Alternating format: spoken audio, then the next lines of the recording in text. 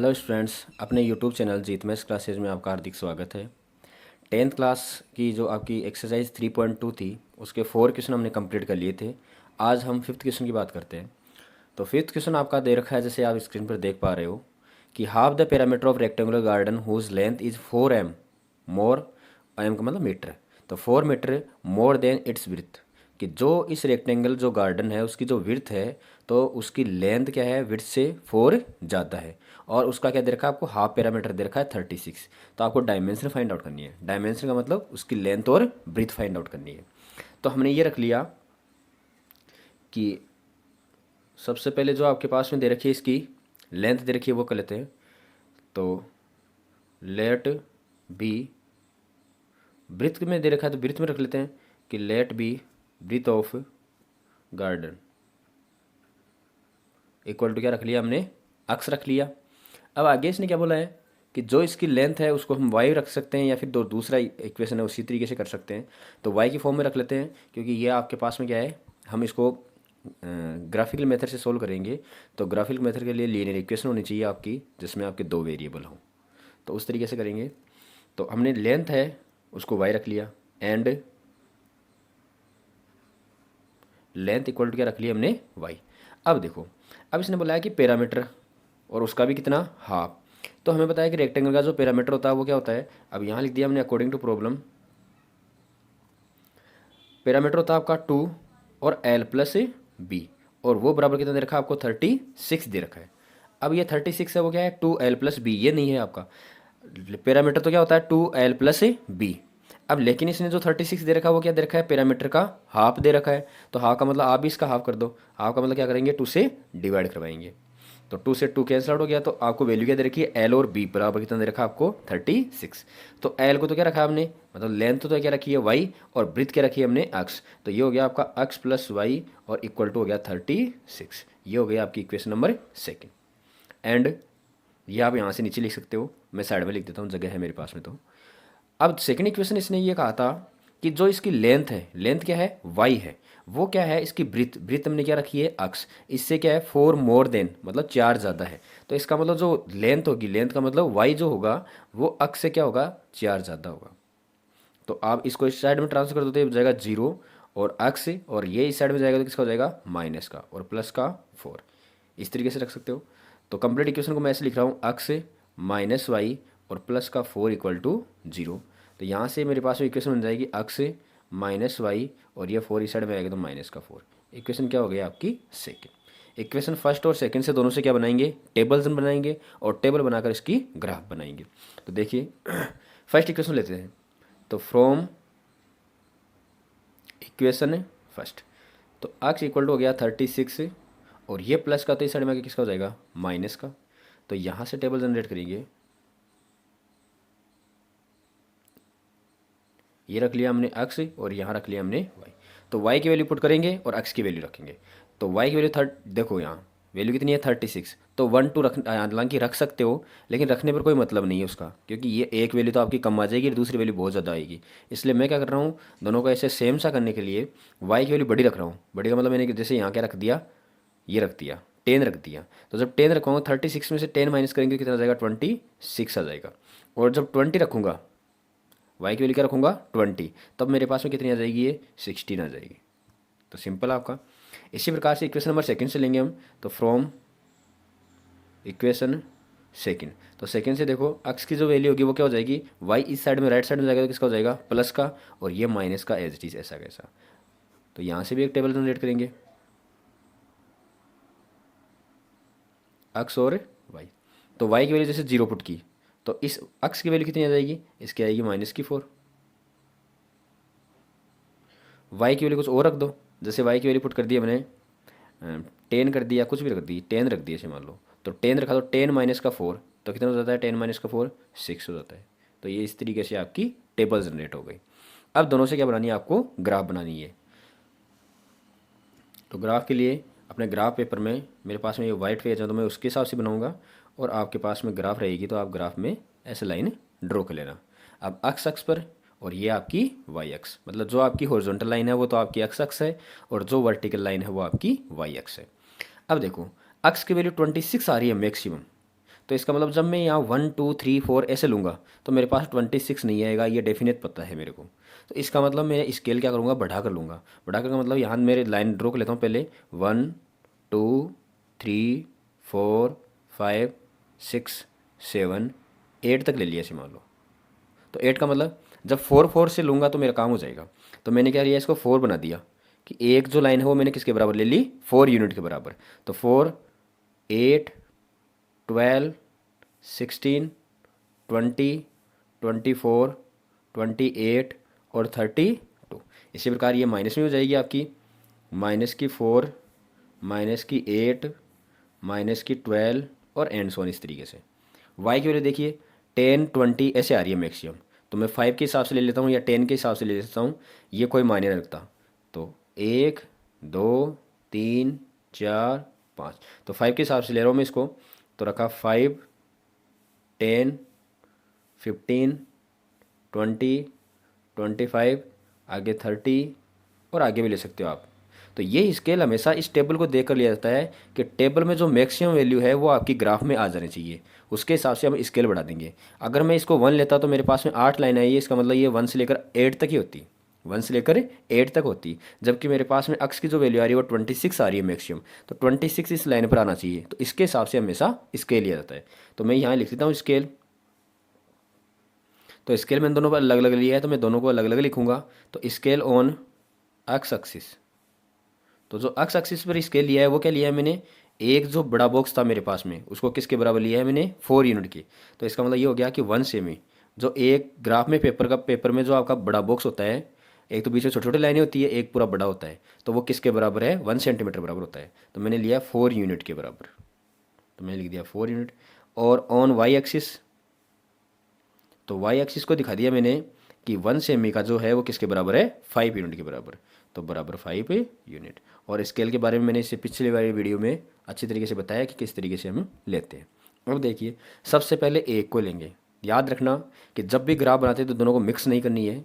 पहले केवल एक टेबल आपने बनाई है उसको कंप्लीट कीजिए, और उसके बाद में सेकंड जो आपने टेबल बनाई है उसको कंप्लीट कीजिए। नहीं तो इसके पॉइंट इससे मिला देते हैं, इसके पॉइंट इससे मिला देते हैं, तब गलतियाँ हो जाती है।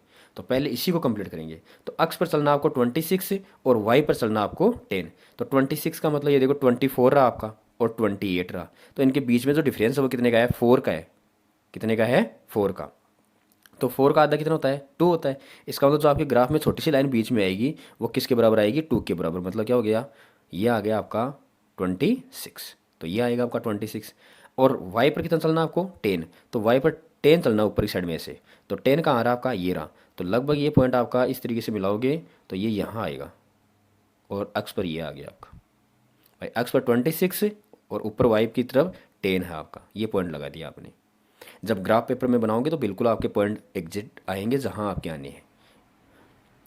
अब एक्स की वैल्यू 16 है और वाई की कितनी है, 20। तो एक्स पर 16 चलो, तो 16 का मतलब ये रहा आपका 16, और वाई पर 20, तो वाई पर रहा 20 ये, तो ये इस साइड में और लगभग ये यहाँ आएगा ऐसे।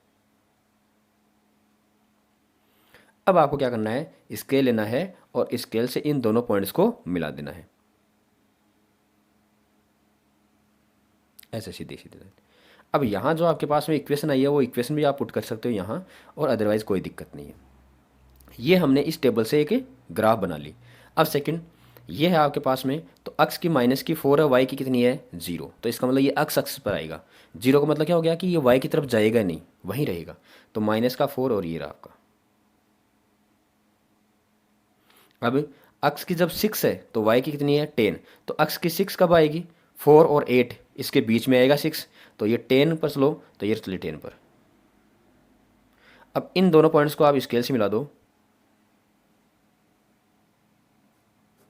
ऐसे, ये आप जब स्केल से मिलाओगे तो सही बनेगा। अब ये जो दोनों लाइनें हैं जहाँ इंटरसेक्ट कर रही है एक दूसरे को, जहाँ काट रही है इस पॉइंट को, उस पॉइंट पर आप अक्स की वैल्यू पुट कर देना और वाई की वैल्यू पुट कर देना। भाई ये अक्स पर भी तो कोई ना कोई वैल्यू आएगी। जैसे मान लो कि अक्स पर मेरे हिसाब से यहाँ जो भी आपकी आएगी ग्राफ में सही तरीके से आएगी। यहाँ स्केल में हो सकती है कि ये आपका वाइट पेज है तो प्रॉब्लम हो सकती है यहाँ ग्राफ इसकी स्केल में, बाकी प्रोसेस आपकी इस तरीके से होती है। अब जैसे मान लो कि मेरे हिसाब से ऐसे मान लो कि ये 14 आ गया, तो अक्स पर लिख दी मैंने 14, और वाई पर कितना आया हमारा, वाई पर 20 आ गया। ये एग्जैक्ट नहीं बोल रहा मैं, ये आप ग्राफ में बनाओगे तो आपका आंसर एग्जैक्ट आएगा। अब मैंने मेरे हिसाब से बताया इसको कि इस हिसाब से ये ऐसे बना लूँगी, मतलब अक्ष पर कितना आ रहा है आपका, तो आप ग्राफ पर देख लेना अपनी पर, अक्ष पर कितना आएगा और वाई के सामने कितना आएगा। तो अक्ष की वैल्यू पहले लिखी जाती है और वाई की बाद में लिखी जाती है। तो पहला अक्ष का आ गया, दूसरी किसकी आ गई आपकी वाई की। तो अक्ष का मतलब हो गया, हमने अक्ष किसको रखा था, इसकी विड्थ को रखा था, तो विड्थ तो कितनी हो जाएगी आपकी 14, और जो आपकी लेंथ की थी वाई तो वो कितनी हो जाएगी 20। तो लास्ट में लिख देंगे बस, इतना सा था आपका। तो ये हमने डायमेंशन इसकी फाइंड आउट कर ली बाय ग्राफिकली मेथड से। तो आपको सबसे पहले क्वेश्चन को अच्छे तरीके से पढ़ना है, उसके बाद में कोई वेरिएबल पुट करने हैं और जो कंडीशन दे रखी है उसके हिसाब से करना है। तो ये था आपका क्वेश्चन नंबर 5। अब बात करते हैं इसके नेक्स्ट क्वेश्चन की। ये क्वेश्चन नंबर आपका 6।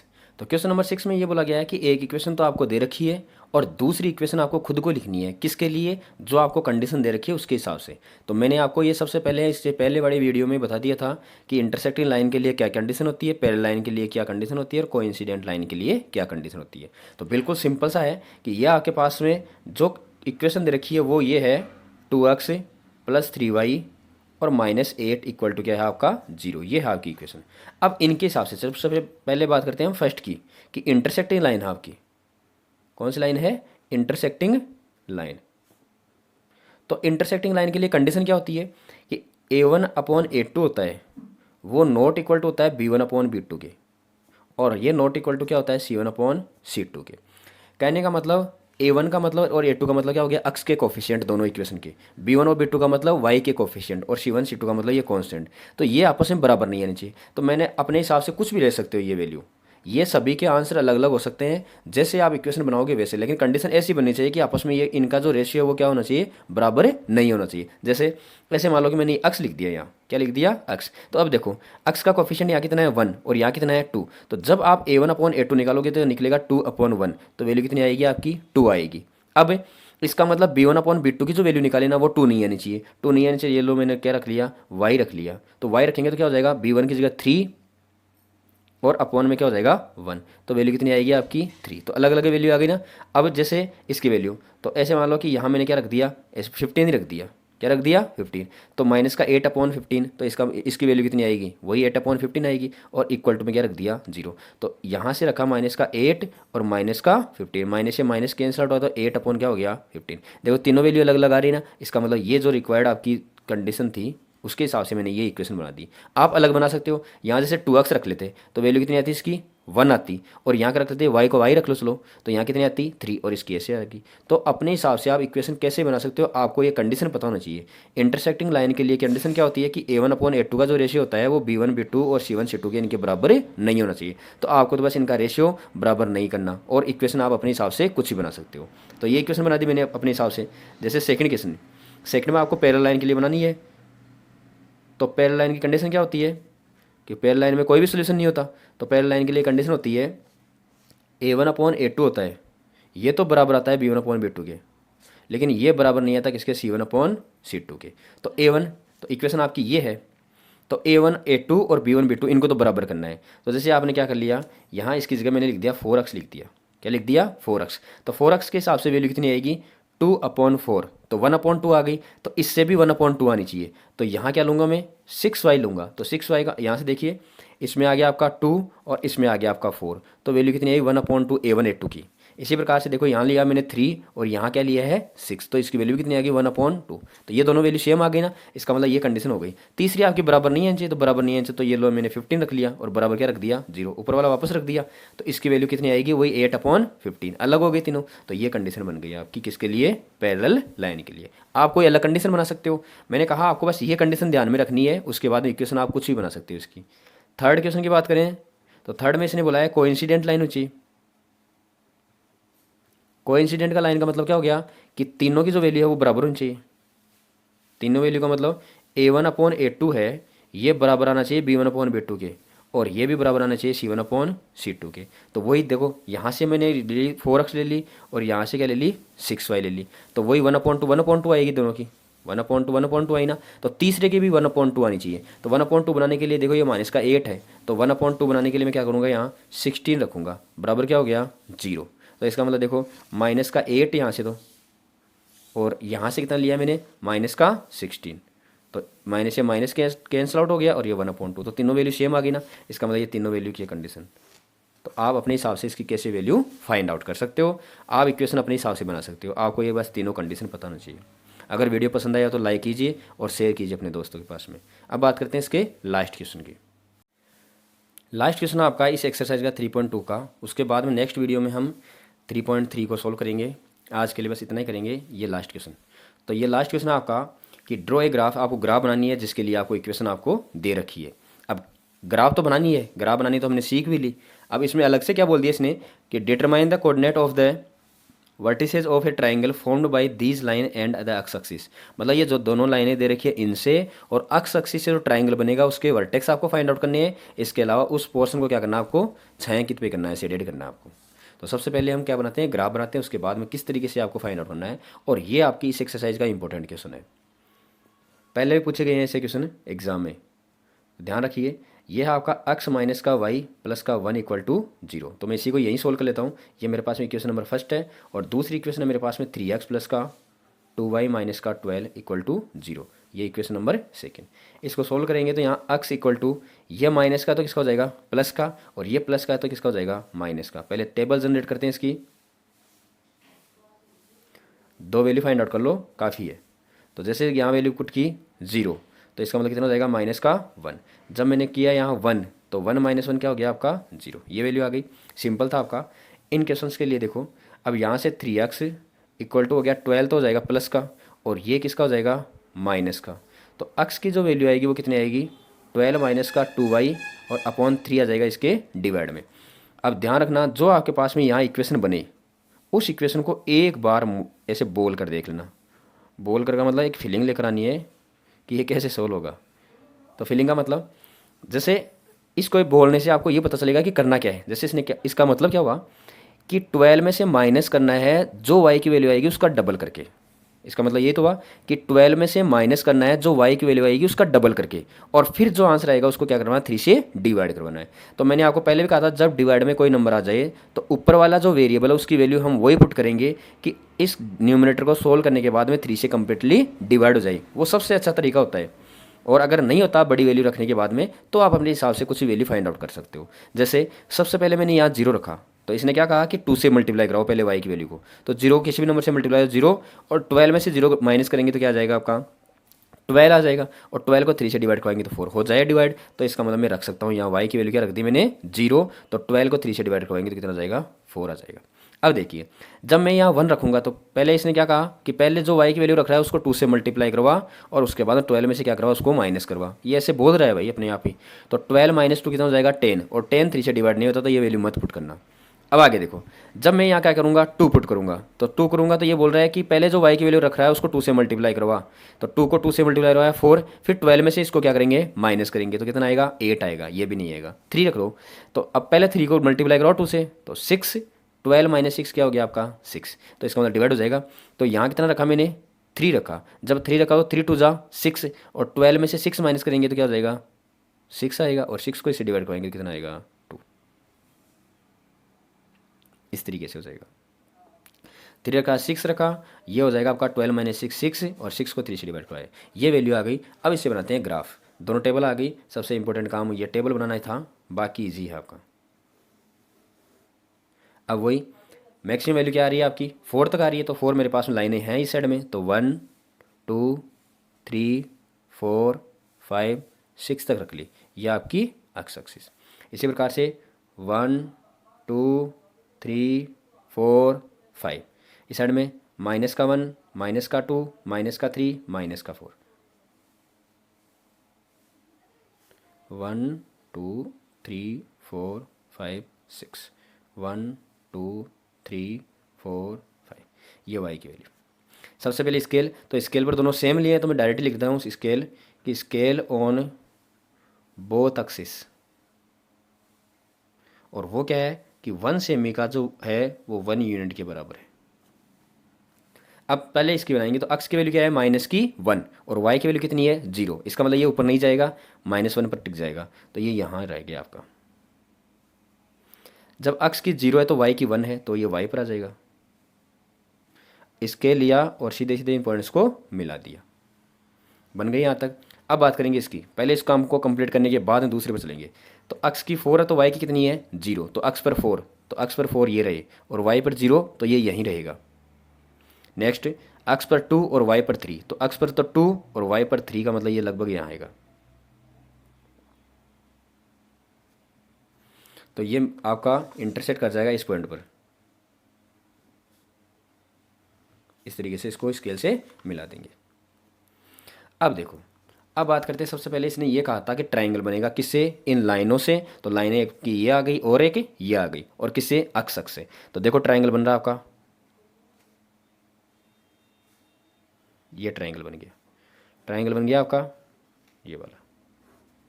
तो इसने कहा पहले तो इसको क्या करना है, शेडेड करना है, छायांकित करना है, तो ये तो छायांकित कर दिया, ये लो जी। दूसरा इसके वर्टेक्स लिखो, तो ट्रायंगल आपका ये बना है, तो वर्टेक्स का मतलब एक तो ये पॉइंट, तो अक्स अक्स पर कितना आ रहा है, तो अक्स अक्स पर ये ऐसे मान लो कि आपका अक्स की वैल्यू 2 या 3 जो भी आ रही है, जब ग्राफ में बनाओगे तो एग्जैक्ट बनेगा, सही बनेगा ये आपका। तो ये 2 और 3 ऐसे मान लो कि अक्स पर 2 आ गया और वाई पर कितना आ गया 3, भाई ये 3 के सामने आ गया, यहाँ ये 2 के सामने है लगभग। तो जब ग्राफ में बनाओगे सही बनेगा, ये मैंने वाइट पेज में बनाया इस वजह से हो सकती है ये चीज़ें। तो ये आ गया आपका 2 और 3, और ये कितना आ रहा है, तो अक्स पर तो आ रहा है -1 और वाई पर कितना आ रहा है 0। ये कितना आ रहा है, अक्स पर तो 4 और वाई पर कितना आ रहा है 0। इसका मतलब इसके वर्टेक्स, इसको मैंने ए नाम दे दिया, इसको मैंने बी नाम दे दिया, इसको क्या नाम दे दिया सी। तो ए वर्टेक्स है, इसके कोऑर्डिनेट तो क्या रख गया मेरे पास में 2 और 3 आ गए। जो बी वर्टेक्स है उसके कोऑर्डिनेट आ गया -1 और 0। जो सी वर्टेक्स है वो आ गया आपका 4,0। ये आपको वर्टेक्स लिखने थे और ये आपको शेडेड पोर्शन दिखाना था। इतना सा क्वेश्चन है और 6 मार्क्स के लिए आपसे पूछा जाएगा। तो आई होप आपको अच्छे से समझ में आया होगा। अगर ये वीडियो पसंद आया हो तो वीडियो को लाइक कीजिए, शेयर कीजिए, और चैनल पर कोई नया हो तो चैनल को सब्सक्राइब कीजिए। आपको जितने भी क्वेश्चंस हैं, जितने भी डाउट हैं, पूरी एनसीईआरटी की मैथ्स कंप्लीट सोल्व करवाई जाएगी यहाँ। तो आज के लिए इतना ही, बाकी नेक्स्ट में करते हैं। और अगर इसकी पीडीएफ प्राप्त करना चाहते हो आप, तो डिस्क्रिप्शन बॉक्स में आपको टेलीग्राम का लिंक मिल जाएगा, उसको ज्वाइन और कर लीजिए, वहाँ से आपको इनकी पीडीएफ मिल जाएगी। तो thank you, have a nice day.